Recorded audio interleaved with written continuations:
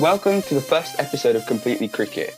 Hosting this episode today is myself, Avinash Ehathasan, and alongside me we have Rayaan Naqvi. Today, we will be talking about the Azeem Rafiq controversy, our semi-final and final picks for the T20 World Cup, and finally, we're going to talk about the Ashes and who we think will win. Without further ado, let's get started. Okay, so for our listeners, I'm just going to give a quick timeline on what happened in the Azeem Rafiq scandal, because I think most people will know the recent events, but when it started, it's actually pretty decent, quite long ago. So I think it'd be useful for a timeline. So let's start with Azeem Rafiq and his initial allegations. So in September 2020, Rafiq told ESPN Crick Info that institutional racism was there while he was at the club and left him close to taking his own life. Then Yorkshire launched a formal investigation into Rafiq's allegations in September 2020. It took a year for Yorkshire to receive the findings of the investigation in August 2021. Then Yorkshire said that Rafiq was a victim of inappropriate behaviour, something Rafiq himself said was downplaying racism, and offered them their profound apologies. They said that Rafiq was the victim of racial harassment and bullying, with 7 of the 43 allegations that Rafiq had said upheld. Although somehow the club said that they could not release the full report for legal reasons. They said there had been insufficient evidence to conclude the club was institutionally racist, although 7 allegations were upheld. Then the really shocking statement was that Yorkshire said on the 28th of October that no one would face disciplinary action following the report. ECB then suspended Yorkshire from hosting international matches until it's clearly demonstrated that it can meet the standards expected. This was also very shocking. Then recently, on the 7th of November, the Yorkshire chairman, Roger Hutton, resigns. So this is the main things that have happened until now. So Rayaan, what do you think? How do you think this has been handled? Do you think this has been handled correctly? I feel like it hasn't really been handled well at all, to be honest, because I mean, Yorkshire County Cricket Club referred to it as banter. And with Azeem Rafiq saying himself that it left him close to suicide, I don't feel like that could ever be considered banter. And I don't think that the peace law, as a Pakistani, I don't think that the word Paki can be banter really because of the violent connotations that it has, the connections to Paki bashing in the 80s and 70s, where they would beat up South Asians, leave them close to death, sometimes even dead, just for the color of their skin. I don't think that could ever be banter really. Yeah, I completely agree. And it's really shocking because 7 of the allegations are upheld, yet no one's facing any action. Like no one's being penalized for it. So Yeah, what is if no one is paying the consequences for doing this, can't anyone be racist and in cricket and just basically get away with it? I think this is setting a really bad example to future generations and current cricketers. yeah, no, I totally agree. Honestly, yeah, no one's really taking responsibility for it. So that means that you can get away with racism. Well, that's the message it gives off. Really, is that anyone can get away with racism in Yorkshire County Cricket Club. Especially considering the whole emphasis on mental health over the last 10, 15 years and how we should be being, there's just generally been more care over people's mental health. I feel like this is just the Yeah, complete opposite direction. This is just not going in. We should instead of just giving our apologies, we should be actually taking action against it so it doesn't happen again. Otherwise, so many more cricketers will face the same issue. There's already another unnamed cricketers also said some allegations in the yeah, Yorkshire Cricket Club. So there's more I fully cases like agree. this. It's actually shocking. It's really shocking. Also, even those that are denying responsibility for the allegations, um, there are witnesses saying that there are witnesses, credible witnesses, saying that they have heard racial slurs being used by these people in Yorkshire CC, and I just don't see how someone can really think that that's acceptable, and how, um, yeah, I don't see why people would think that's acceptable from such a big county as well. Yorkshire CC is like it's relevant. It's a significant county, quick county, and I don't know. It's all really shocking, to be honest. Yeah.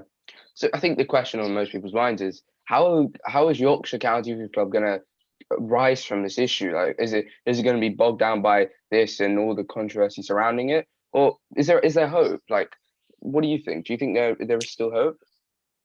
Well, as you mentioned earlier, the Yorkshire chairman resigned, and they replaced him with a member of the South Asian community. So I feel like there'll be more under. There'll be. I feel like now we'll see a little bit more understanding towards racism, that maybe institutionalized within Yorkshire CC, especially with an ethnic minority, specifically a South Asian minority, as the chairman of Yorkshire. I feel like there is still hope, but I feel like we're a long way from it being at its ideal situation. True. I think also considering this has been put in huge spotlight across the media in the UK and worldwide, I think that it's going to put pressure on other counties and other institutions in the UK to make sure they that eliminate racism, put effort into it, as well as Yeah, across the world. So I think it's setting. Obviously, this isn't good for Yorkshire County Cricket Club, but I think it does have a knock-on benefit for counties across the UK because they know that this is what's going to happen if there's any racism and there's not enough done to stop racism. If there's yeah, if yeah. there's evidence, yeah, if there's It's certainly evidence, setting an example. It's certainly setting an example for other counties that, obviously racism won't be tolerated by the ECB. yeah, I think that. But I still think, in my mind, I think ECB suspending Yorkshire from hosting international matches. I think they might have acted a bit too late. So they acted after that Yorkshire said on 20th of October that no one would face disciplinary action um, following the report. But Mm. I think they could have acted slightly bit earlier when Yorkshire initially said that they could that there was insufficient evidence to conclude the club was institutionally racist. If they'd acted then, I think would have sent a stronger message. But still, I think overall, I think this will have a good impact across the UK, and it will set a Yeah, standard. But for Yorkshire County Cricket Club, there is a quite a bit of a path back. To get back their reputation, it take time. But when things like this happen, that's how it is. It's happened. mm. Racism is a prevalent thing to this day. So we have to do whatever we can to eliminate it. I Okay. 100% agree. Yeah. So I think we can go on to our next topic, which is the T20 World Cup. I'm pretty sure our listeners will be watching at least one match of the T20 World Cup, and it's been going amazingly. We've had England, who's won 4 out of 5 matches, most recently losing a match, on the 7th against South Africa by 10 runs, but they still qualify as top in the Group A. There's been some very interesting matches, some big hitting. Most recently, Chris Gale and Dwayne Bravo seem to have retired yesterday after both have Yeah, had huge, long careers and both very different players, but have set records and set standards in the game. So, Rayaan, what do you think on Chris Gale and Dwayne Bravo?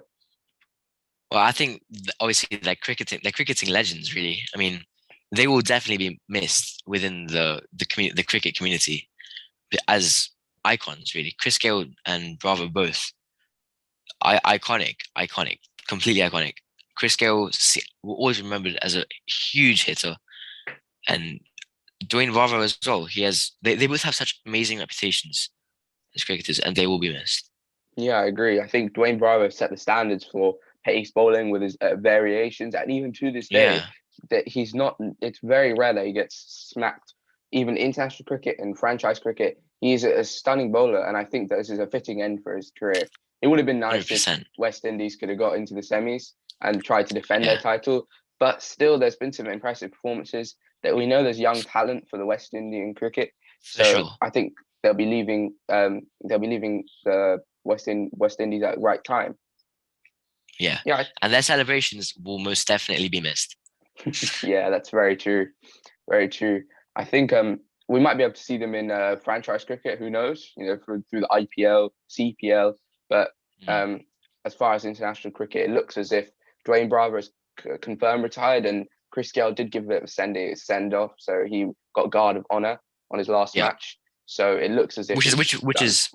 which is understandable, obviously. Yes, of course. Yeah, Chris Gale, the universe boss.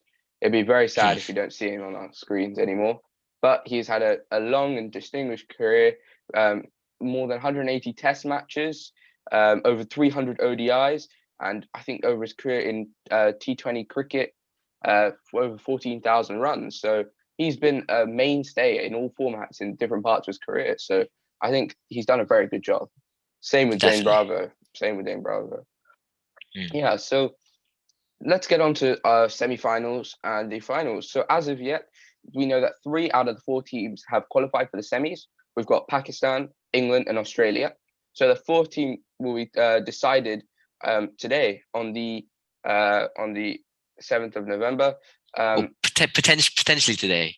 Potentially Potentially today, today. because if New Zealand beat Afghanistan, then yes, we know that they'll be qualifying. But if Afghanistan beat New Zealand, then it's still a bit murky. Yeah, so I think at the moment, as Rayaan said, if New Zealand beat Afghanistan, then I think New Zealand are guaranteed qualification.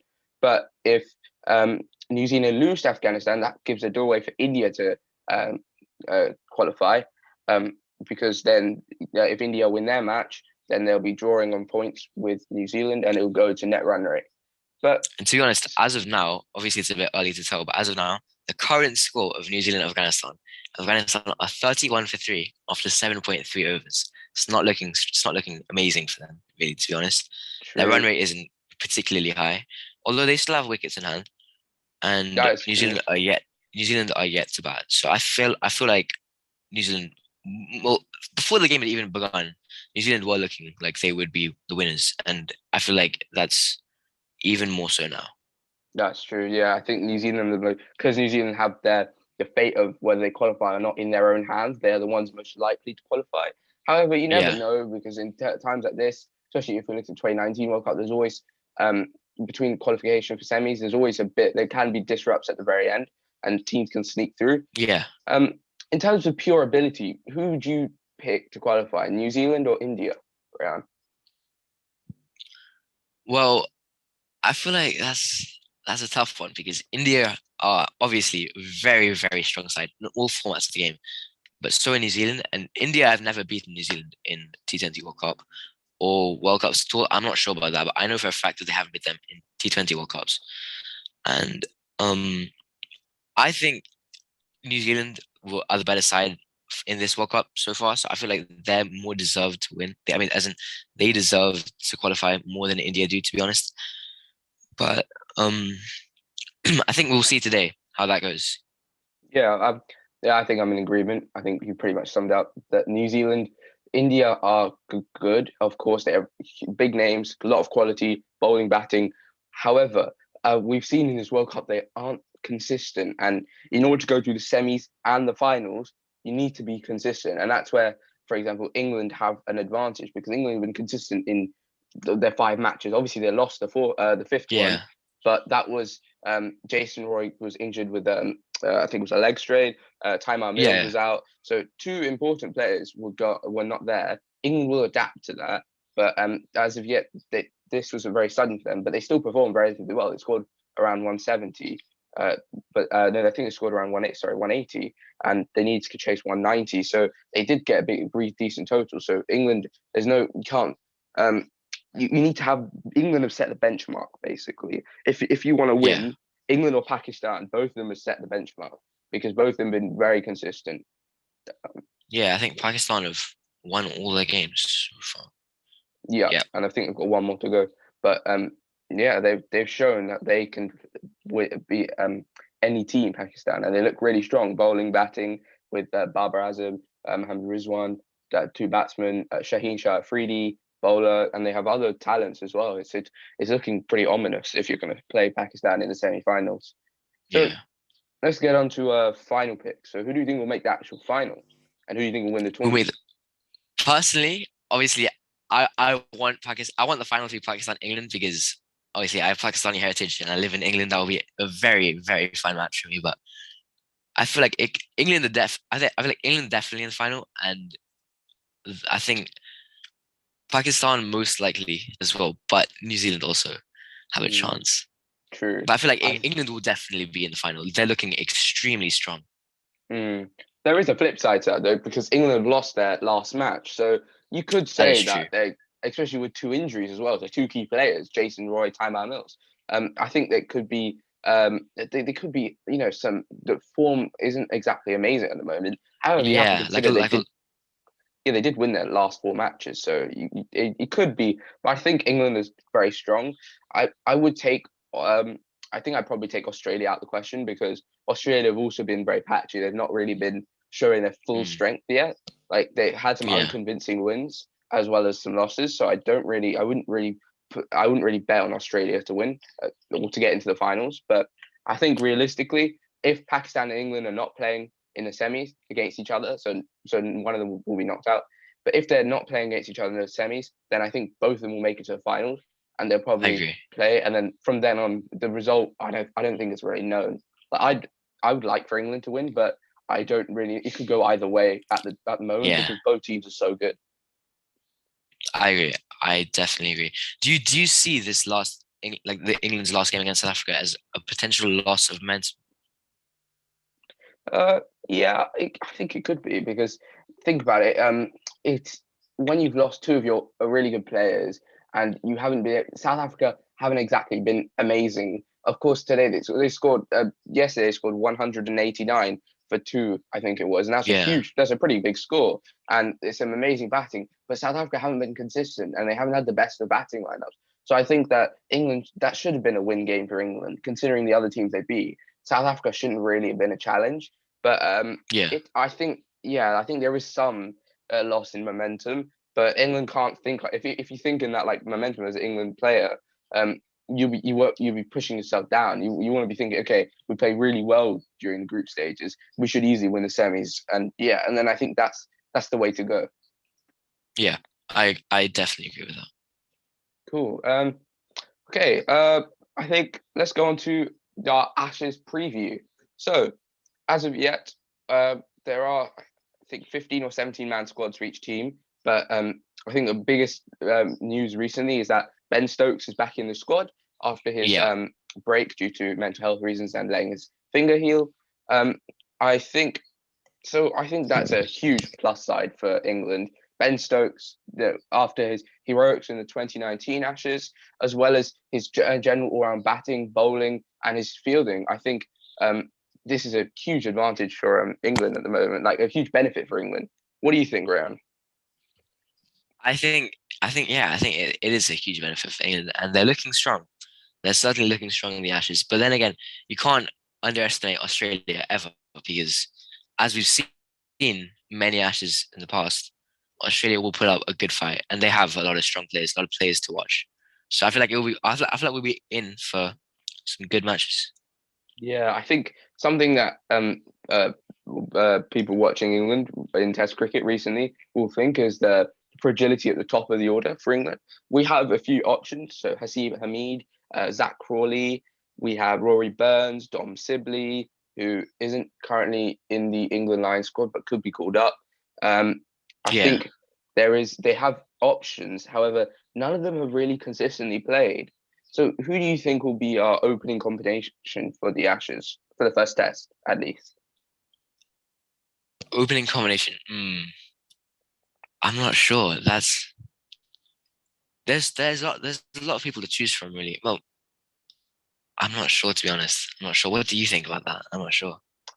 For me, I think it looks to be Rory Burns and Haseeb Hameed because they played I can out of see. I every. can definitely see.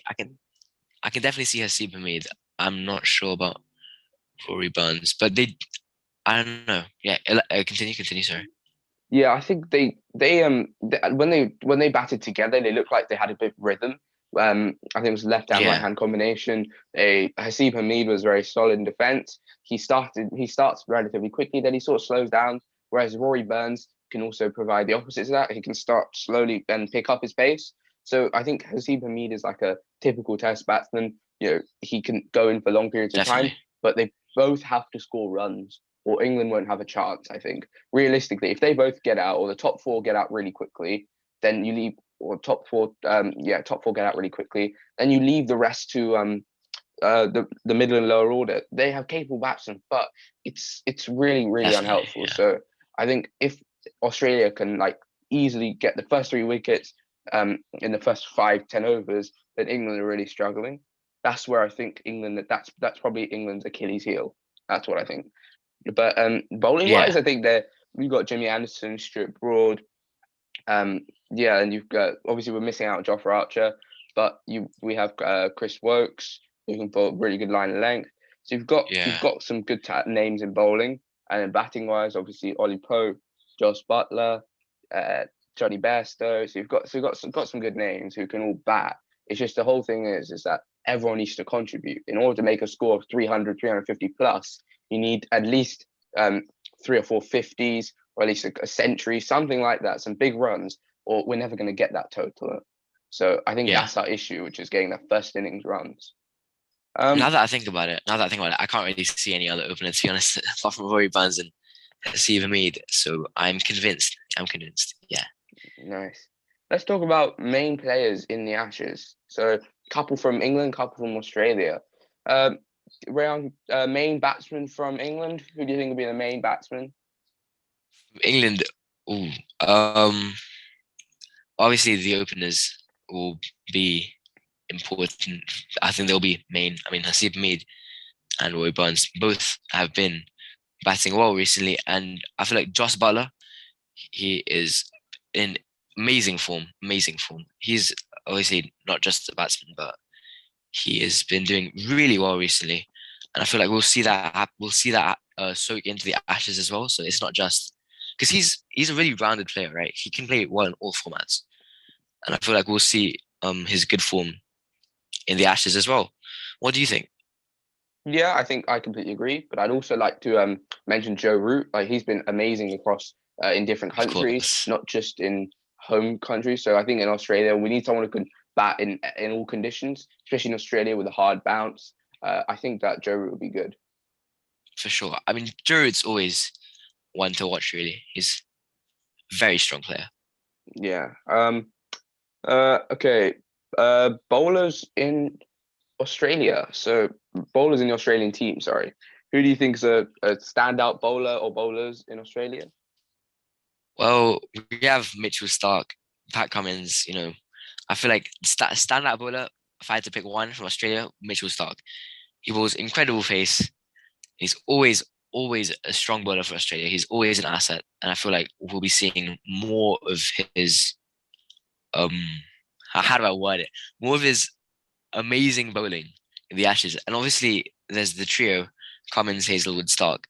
Those are like Australia's best bowlers, in my opinion, really. And I feel like we'll be in for a good Ashes this year. I feel like Yeah. both squads are looking very strong, bowling and batting. So I don't know. What do you think? Yeah, I think the trio of pace always they've been consistent for years. They've got their you've got Hazelwood, who's that classic line and length bowler, putting pressure on the batsman and getting Yeah, drops. You've got Cummins, who also offers pace but is also very consistent. And you've also got Stark for an Australian pitch with a hard bounce. He can really unsettle the batsman. He sort of reminds you of Mitchell Johnson, um, a yeah. former Australian I player. was gonna Someone say, who can really, with the England batsmen, considering their lineup at the start being pretty shaky, you can really unsettle them. And I think he could be the way in for Australian team. But then you've also got to realise they've got Nathan Lyon, spinner. In English conditions, hasn't been much. There wasn't really much spin in recent Test series. But in Australia, we can hope for a bit more spin, especially in home conditions for Nathan Lyon. So I think he could also play an important holding yeah, role and also an attacking role. Like he doesn't have to just bowl like 20 overs and holding one end just to give the pacers a break. He can also go on in and attack the batsman. Yeah. I agree. Who do you think is gonna win? Who do you think is gonna win the Ashes? That's a tough question. It is impossible to say. But to me, in Australian home conditions, I think Australia might win 3-2. See, I wouldn't say they'd get like a Yeah, complete washout because if you look at 2019 Ashes, it's a similar team, Australian team. They weren't really they didn't convincingly win. They had a few tests where they convincingly win, but it was only just 2-2 in the end, mm, and Australia retained the Ashes. Um, in in home conditions they'll be a bit better. However, England have changed since then, and they've addressed some of the batting issues they've had. Um, so I think uh, it's going to be a tight one, but I think Australia will win by probably the margin of one test, so like 3-2, maybe 2-1 if there's a couple of draws.